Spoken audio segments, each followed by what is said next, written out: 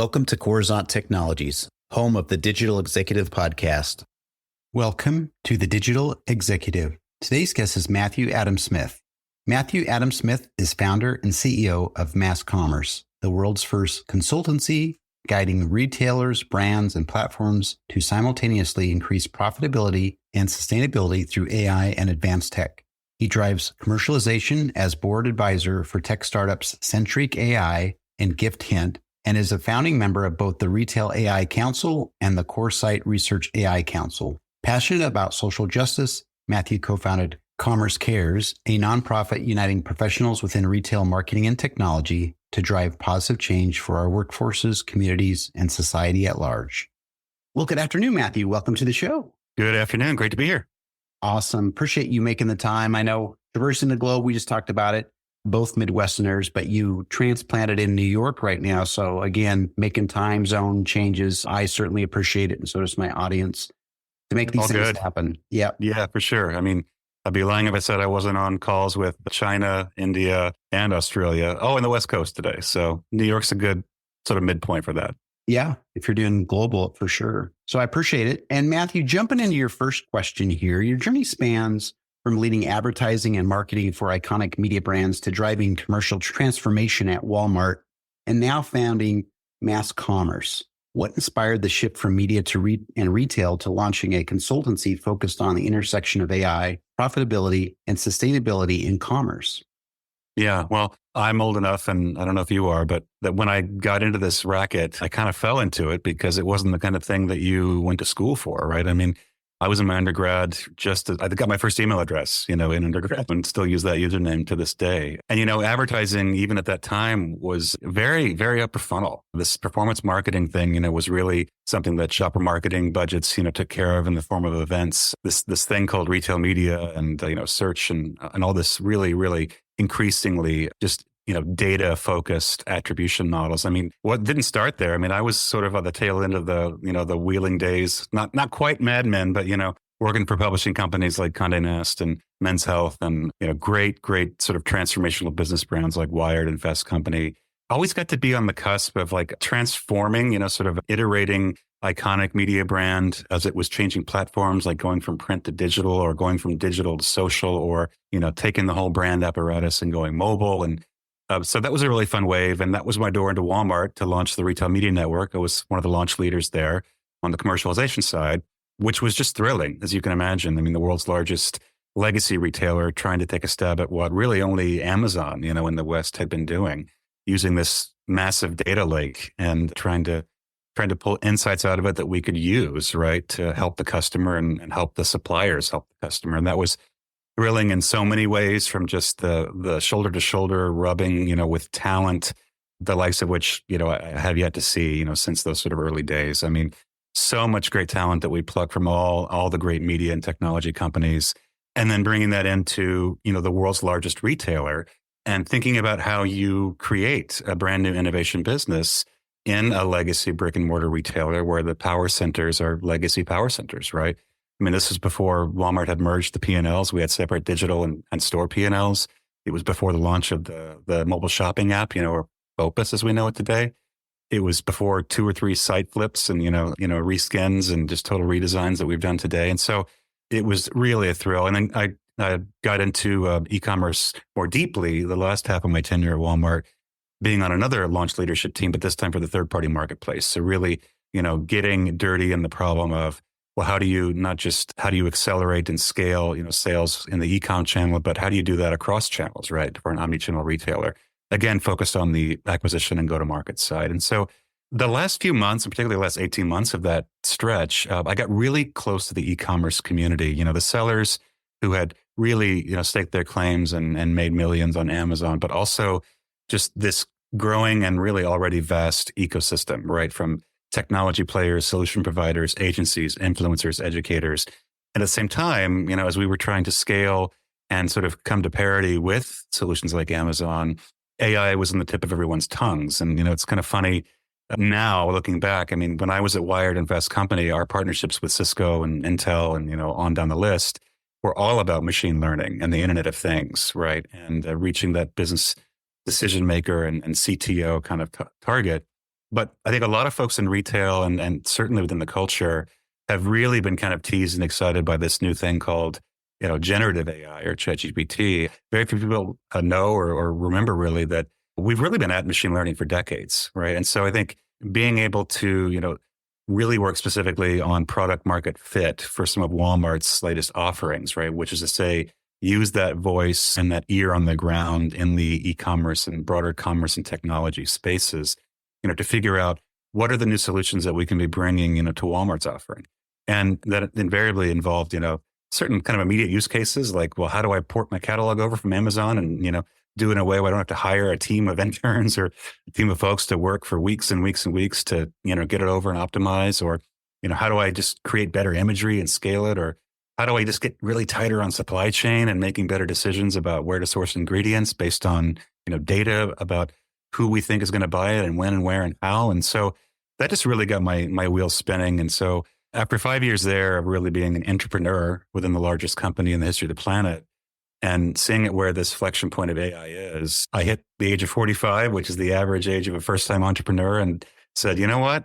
It's been a real gift, what I've learned, not just in the past 5 years, but, in the whole career. And wouldn't it be fun to kind of take this out and see what we can do with it? And so, yeah, mass commerce was, I think, the product of a moment in time and just frankly, a lot of luck, also a lot of hard work, but just hoping and really excited to capitalize on what it is. And what I think it is helping retailers and brands really get their arms and their heads around what is AI, and not all solutions are AI, and that's okay. Sometimes they're just advanced tech. And, how do we think really pragmatically and really use case specifically, right, about how we can get our whole organization around this and in front of it, and just really focus on where we can use AI and advanced tech to drive our business and, sort of personal passion of mine, not just in a way that drives profit, but in a way that also drives impact. And impact is, can be a catch-all for all things ES, but a lot of it is sustainability focused. So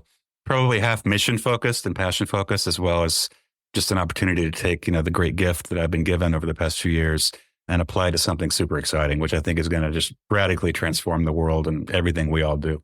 Thank you, Matthew. I appreciate that. Love the backstory. That always helps our audience. Every guest here has a unique story, and you've obviously garnered a lot of great nuggets of wisdom over time and have applied that in your new business. So continued success on that portion. A lot of wrong moves too, failing up or failing forward or failing fast, as we say, right? Absolutely. Matthew, jumping into the next question here. Mass commerce champions the simultaneous growth of profitability and sustainability. In practical terms, how can retailers and brands leverage AI to achieve these seemingly divergent goals? Yeah, you really stuck your finger on it there. I think we're at a time, or I hope coming out of a time, where they really have been in kind of two camps. Even in a company as large as Walmart, which is just, I would say, an example of all large enterprises, sustainability typically doesn't sit in the profit center, right? Or it's not hardwired as a core business KPI. It tends to sit in places like corporate affairs or brand marketing, constituent relations, investor relations, which is a place where companies can point to it and point to work they're doing in it, oftentimes to virtue signal, I think, to investors or to shareholders, certainly to end customers, right? That we care about this, we know it's important to you. But I think the reason that it hasn't really been hardwired is that there's just so much data. And there's so many complexities and variables, right, that go into a sustainability outcome, right? First of all, just defining what it is, right? What is carbon impact? What is water usage? What is energy usage, right? What is responsible sourcing? And then, once you've arrived at some sort of a definition, how do we push on it? And, the tech just really hasn't been there. And I think that's what we're coming out of. And that's the rationale and the impetus for kind of staking our claim, as mass commerce has, in this duality between profit and sustainability, right? Or impact, because there's a lot of examples of where, you've had paradigm shifts in certain lines of business. Advertising's one, where I spent time where, for the longest time, legacy advertising relationships were based on an expected CPM and expected level of brand awareness that's going to be produced. And fast forward to today, retail media networks are stealing share left and right. And it's because they own and command so much dexterity with this first party data, which just allows suppliers, brands, agencies, solution providers, certainly retailers, to get better and closer to the customer, right? And that's an important shift, right? Because sustainability then, for us, we have to make sure that, like, do we have the tech now to actually do the same thing with this other very big, important outcome? Because until now, I think it was just a giant math problem, right, that we couldn't even attempt. And so this is where I think AI really unlocks the door for us, because, we finally have this tool, this technology that can really chew on the kind and the amount and the variability and complexity of data, these inputs that are really critical. I mean, if you say sustainability, because we've been trained to think of that as a sort of marketing thing or a green thing or sort of a, do unto others, or we need to protect the earth for the future, we've escaped the view that it really is about also how do you sustain business, right? And how in an ecosystem, in a culture where these standards aren't going away, they're only going to get stricter, right? Governance is going to get, greater. And I think the thing about our business is we're not really here to argue, the ethics or the morality or the politics, around sort of where you fall on that equation, as much as just acknowledge and recognize it's where we're headed, right? And any business that wants to be doing business in a profitable way in the future is going to want to be paying attention to these in a bigger way. An example is like, if you had known, that Spain's, crop of olives, Spain is one of the major olive producers in the world. If you had known that crop was going to be off by 50% last year, right, as a result of climate change, you would have made a lot more and different business decisions further upstream, right? And you would have hardwired those into your approach to profit and margin. And so I think there's countless examples of that where, I think we're getting sustainability out of the back of the bus, because ultimately what AI lets us do is really approach things from a posture of reducing waste, driving efficiency, driving productivity. These are all the hallmarks of a sound business decision that drives profit. 9 times out of 10, they also have really important and positive goals and outcomes when it comes to things like carbon, water, energy, et cetera. And so I think there's a phenomenal opportunity to actually do good for business while doing good for the planet and for society, and for us to sort of raise all ships in that way. Thank you, Matthew. I appreciate your insights on that. Really do. I know business is going to have to look, in various directions to be successful. And sustainability also means staying in business, right? Exactly. Exactly. I appreciate the share. And Matthew, switching gears, looking ahead, what emerging technologies do you believe will have the most significant impact on retail and e-commerce in the next 5 to 10 years? Yeah. Well, I like to start with a couple of quotes. I'll quote Stacy Shulman, who's an executive at SAP, who says, when thinking about how companies should approach this, don't have an AI program, like use AI tools to drive your existing programs. And that's just, I think, alluding to this idea of, we have this sense now that AI is this giant, complex thing, fully formed, very complex. And now we need to go figure out and learn about it so we can use it. It's actually the opposite, right? There are very specific micro slices of tech, right, to be used. And you just need to start from your core KPIs and figure out, let's not try to boil the ocean, right? Let's try to focus on a few use cases. And so I think anybody who says they know what the next 5 years or greater, version of that will be is kidding themselves. But I think as a construct, the way I think about it is the near term being AI and advanced tech tools that will allow us to do our existing things better, right? Faster, or doing them in different ways, or doing them with greater efficiency, greater productivity at lower energy costs, et cetera, right? And then there's the other bucket, which is really the mid to long term, which is where we shift from, okay, these tools have been like giving us ideas about how to do things better. Now we move to automated decision making, right? Where we've sufficiently trained AI to the point where it can actually automate a lot of these tasks. So in the first bucket, I think, what you're seeing in retail are, again, the sort of, what do I need to do to drive conversion and reduce, returns, increase customer satisfaction. So, use cases like better search results or training the algorithms to, marry search inputs. And you're seeing a lot of new releases from the search companies on, queries and prompt technology that is more human language based. That's a great example. You no longer have to sort of decide, well, let me see, I want, red shirt in season. Now I can actually say, what should I wear to the party tonight, right? And it can increasingly kind of understand that. And so Lily AI is doing a lot in that space, which is great. I mentioned product listings and content optimizations.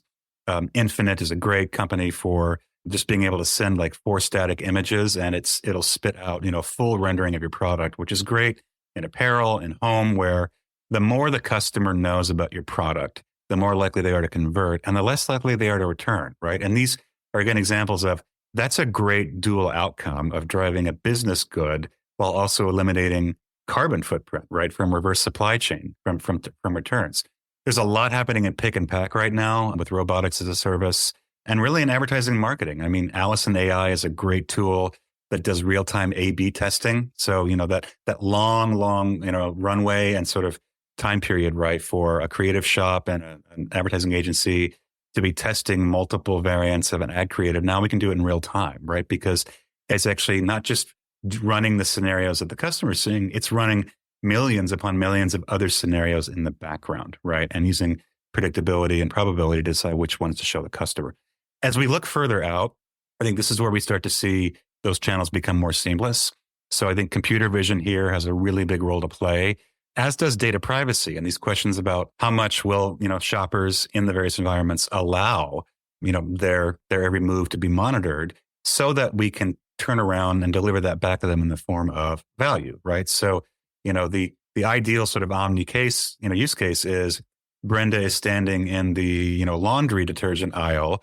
And we know that through computer vision, and we have a digital, planogram mapped through one software provider. And then, we have, she's got the app open, and we have some sort of a beacon or other technology provider that knows Brenda's in the aisle. We know where she is in the store. We know what's near her, and we know how she's interacting, right? And we know whether she has, recently interacted with the drip marketing communications that we sent her. So you start to get a full picture of customers' interaction such that you can, provide really meaningful guidance. And so, you start to think about, well, I'll get a different push notification, right, from retailer X if I'm standing here than I would if I'm standing over there, right? Or if they know that I put 3 products and they know what they are, right, into the basket, but not these other 2.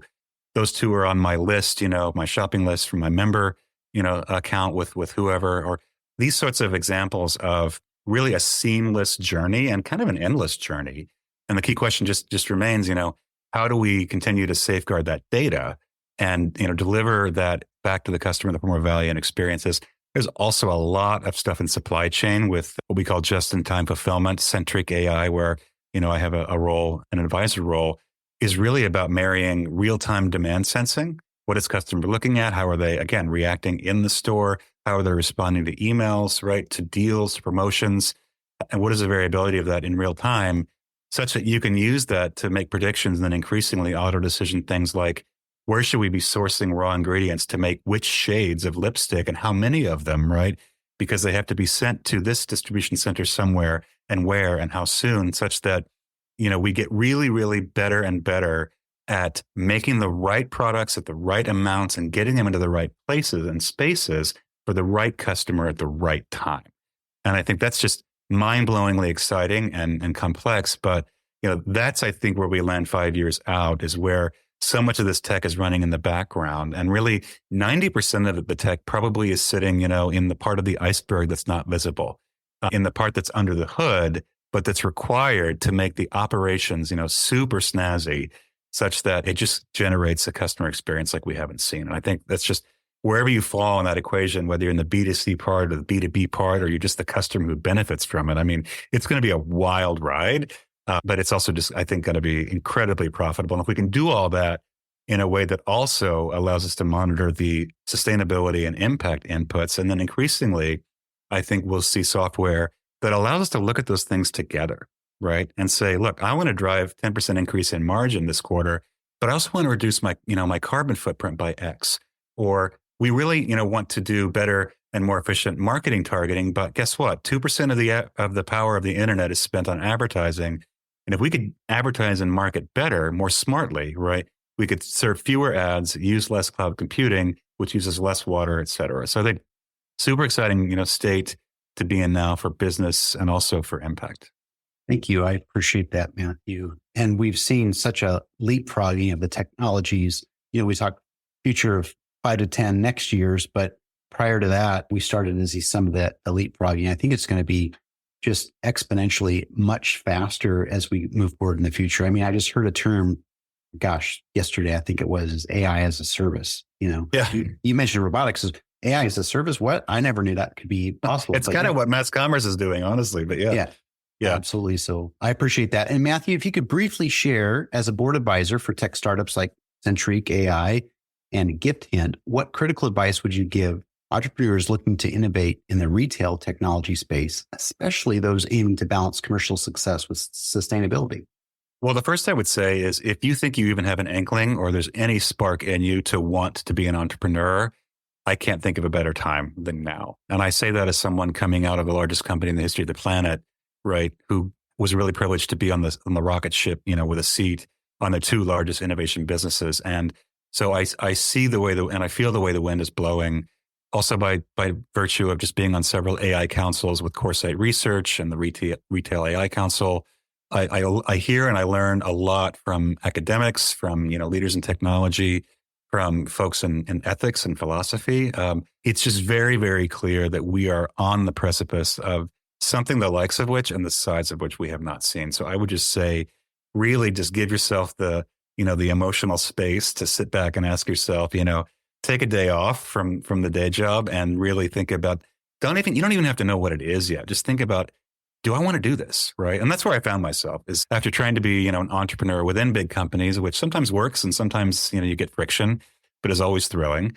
That's where I found myself. So, number one would just be like, figure out if you want to be an entrepreneur. And if you do it now. Right. Because much like, when the early days of Amazon, when you could put your grandmother's cane up there and it would sell immediately, it's not just a first mover advantage because the tech is going to continue to iterate and there will always be opportunities to get in. But I don't think the getting in will ever be quite as good as it will be in the next few weeks and months. The second piece of advice I would say is just, again, think about it really pragmatically and think about AI, particularly now where my friend Steve Simonson would say, think of AI as the intern and you are the manager, right? We haven't hit the singularity. We're not being booted out of jobs because of AI, just yet. Certainly there will be some transformation there, right? And the economy will change and will iterate as to what we are as humans doing. But AI right now is just a really, really great advanced tool. So boil it down to just what are the, one or two or max three parts of my business where I think I want to experiment. And depending on your cash position, maybe that's your core business because, you got to make it rain and let's just throw the spaghetti on the wall and see what sticks. Maybe you're in a good position, you're having a good year and you can afford to do some testing on multiple lines of business, right?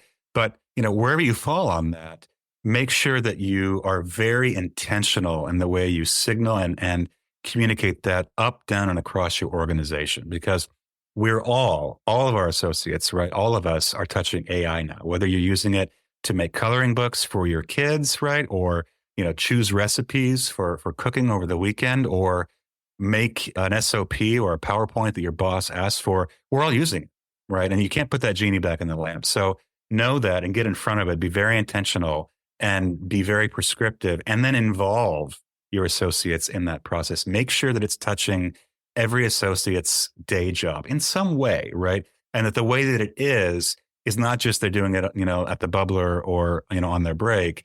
They're doing it in a way that tracks to the KPI that you have handed them, right? And so the last point I would say then is it's really incumbent upon leadership to make sure everyone understands not just how the company is using AI and advanced tech and why, but what is their piece in that puzzle, right?